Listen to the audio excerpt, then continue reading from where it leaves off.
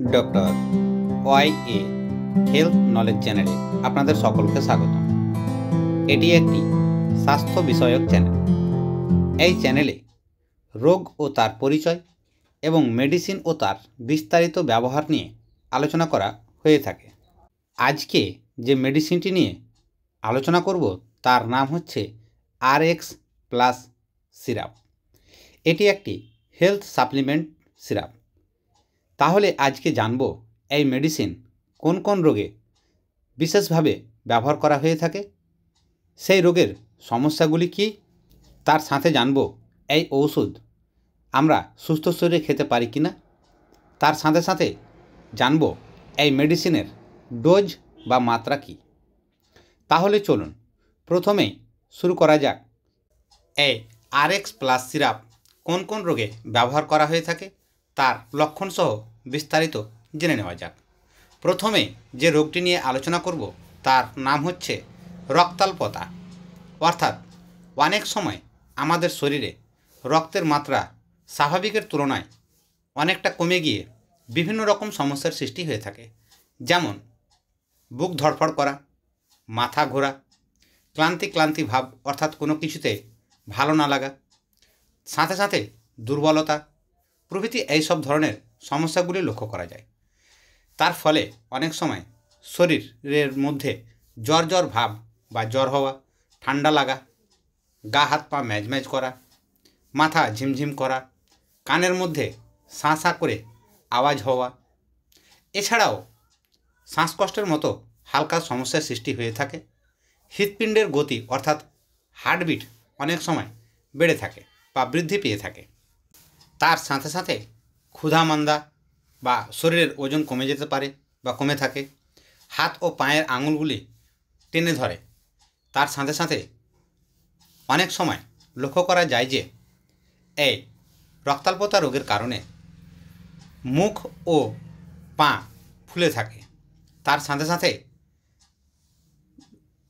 শরীরের অভ্যন্তরেও কিছু সমস্যা লক্ষ্য করা যায়, যেমন লিভার বৃদ্ধি পাওয়া বা বড় হওয়া, তার সাথে সাথে পিলহা বড় হয়ে যাওয়া, এই সব ধরনের সমস্যাগুলি লক্ষ্য করা হয়ে থাকে।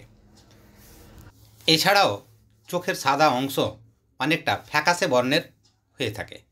এছাড়াও যদি মহিলাদের এই অ্যানিমিয়া রোগের শিকার হয়ে থাকেন বা মহিলারা যদি এই অ্যানিমিয়া রোগের শিকার হয়ে থাকেন, তাহলে তাদের ঋতুর সমস্যা দেখা দেয়, অর্থাৎ পিরিয়ডের সমস্যা দেখা দেয়।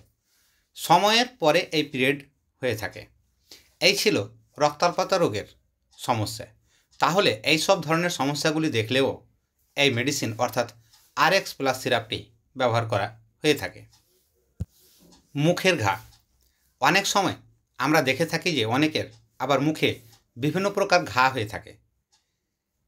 তামাকজাত দ্রব্য সেবনের মাধ্যমেও এটা হয়ে থাকে, আবার অনেকের নিজে থেকেই হয়ে থাকে।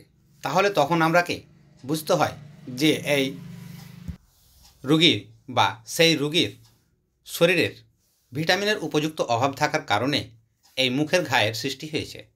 তখন তাকে এই মুখের ঘা থেকে নিবারণের জন্য অন্যান্য মেডিসিনের সাথে এই ভিটামিন অর্থাৎ RX প্লাস সিরাপটি দেওয়া হয়ে থাকে। এছাড়াও গর্ভবতী মহিলা এই ওষুধ ব্যবহার করতে পারে। এছাড়াও যে কোনো কারণে শরীর দুর্বল হয়ে থাকুক না কেন, এই মেডিসিন অনায়াসে ব্যবহার করা হয়ে থাকে। এছাড়াও অন্যান্য ওষুধের সাথে হেলথ সাপ্লিমেন্ট হিসাবে এই মেডিসিন ব্যবহার করা হয়ে থাকে।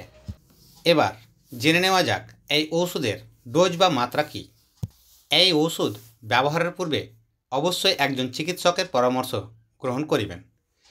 7 বছরের নিচের শিশুদের এই ওষুধ ব্যবহার না করাই ভালো।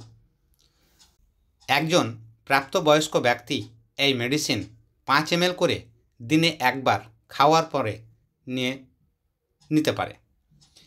এছাড়া 7 বছর থেকে নিয়ে 15 বছর পর্যন্ত শিশুদের বা বালকদের এই মেডিসিন ডাক্তারের পরামর্শের উপর নির্ভর করে ডোজ নির্ধারণ হয়ে থাকে।